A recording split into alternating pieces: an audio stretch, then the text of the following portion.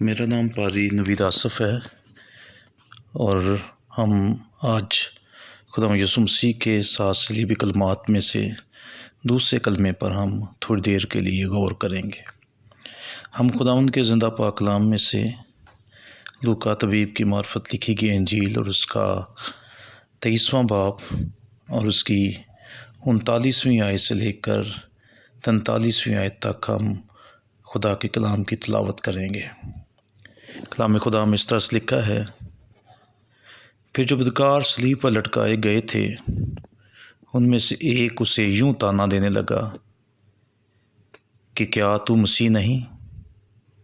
تو اپنے آپ کو اور ہم کو بچا۔ مگر دوسرے نے اسے جھڑک کر جواب دیا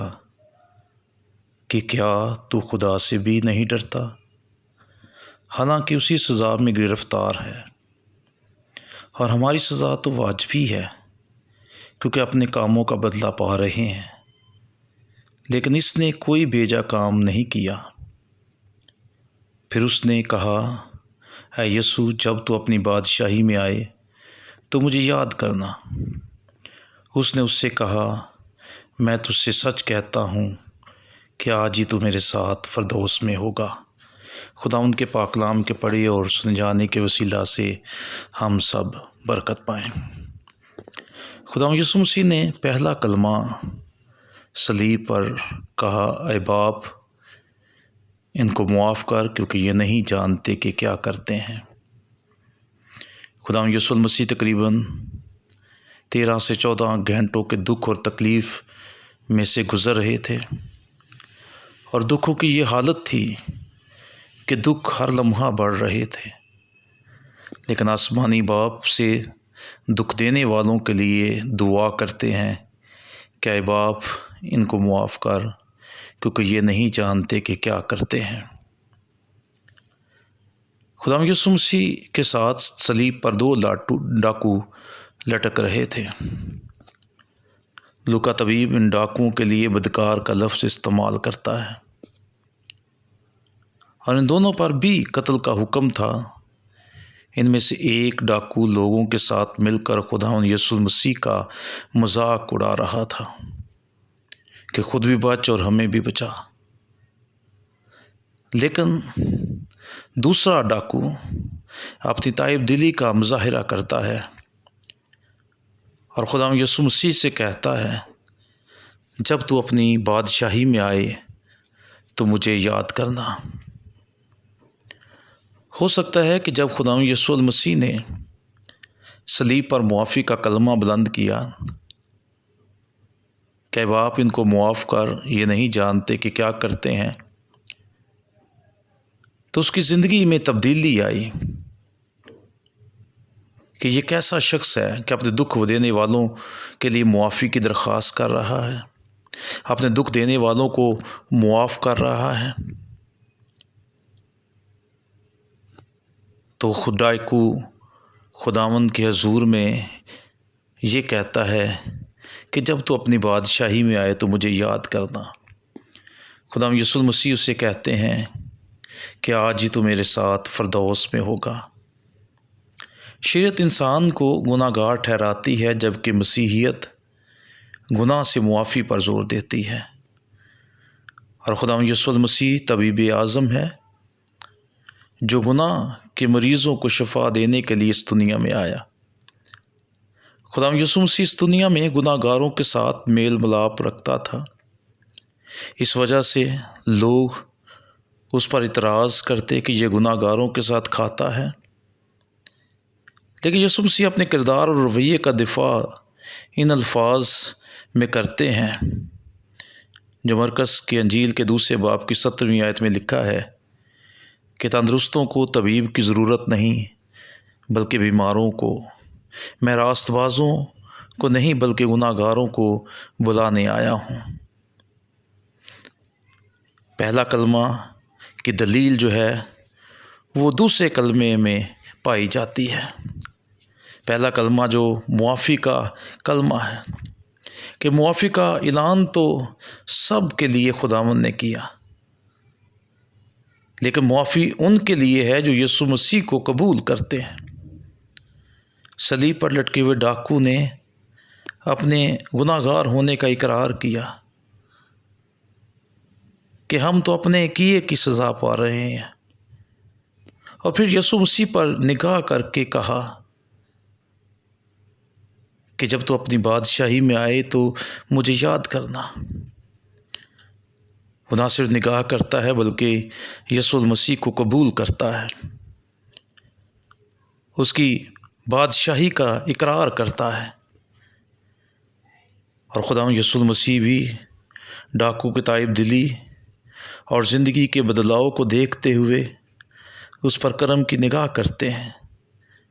اور اس کو نجات کی نوید دیتے ہوئے کہتے ہیں، آج ہی تو میرے ساتھ فردوس میں ہوگا۔ حالانکہ اس کے ساتھ ایک اور ڈاکو تھا، اس کے پاس بھی موقع تھا کہ وہ خداوند یسوع مسیح کو قبول کر کے ہمیشہ کی زندگی کا وارث بن جائے۔ اس نے یہ موقع جو ہے وہ کھو دیا، اور ہم صلیب کے اس منظر میں تین صلیبوں کو جو ہے وہ دیکھتے ہیں، جن پر 3 شخص جو ہے وہ لٹکے ہوئے ہیں۔ ایک ڈاکو مذاق اڑانے والا جو فردوس کو کھو دیتا ہے، ایک ڈاکو جو اپنی تائب دلی کا اظہار کرتا ہے، وہ فردوس کو پا لیتا ہے، اور تیسرا شخص ہمارا نجات دہندہ خداوند یسوع المسیح جو صلیب پر لٹکا ہوا ہے، اور وہ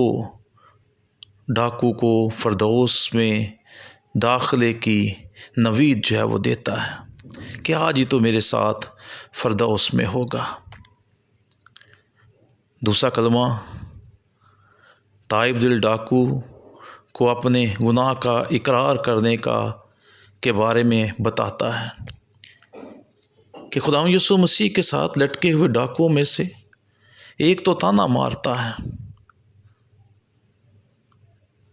لیکن اس کے ساتھ دوسرا ڈاکو اپنی تائب دلی کا اظہار کرتے ہوئے اس تانا مارنے والوں کو ڈانٹتا ہے اور اس کو کہتا ہے، کیا تو خدا سے بھی نہیں ڈرتا حالانکہ اسی سزا میں گرفتار ہے؟ تائب دل ڈاکو اپنے گناہ گار ہونے کا اقرار کرتا ہے کہ ہماری سزا تو واجبی ہے، کیونکہ ہم اپنے کاموں کا بدلہ پا رہے ہیں، اپنے گناہوں کا بدلہ جو ہے وہ پا رہے ہیں، اور پھر اپنے گناہ کو قبول کرتا ہے، اور نہ صرف اپنے گناہ کو قبول کرتا ہے بلکہ خداوند یسوع المسیح کے بے گناہ ہونے کا اقرار بھی کرتا ہے کہ اس نے تو کوئی بے جا کام نہیں کیا، یعنی اس کی زندگی میں کوئی گناہ، کوئی غلطی جو ہے وہ نہیں ہے، اور اس طرح سے وہ خداوند یسوع مسیح کو قبول کرتا ہے اور پھر یسوع کو پکارتا ہے۔ اگر ہم انگریزی بائبل میں اس کے لیے لفظ دیکھیں تو لارڈ جیزس کا لفظ جو ہے وہ استعمال کیا گیا ہے کہ یسوع تو میرا مالک ہے،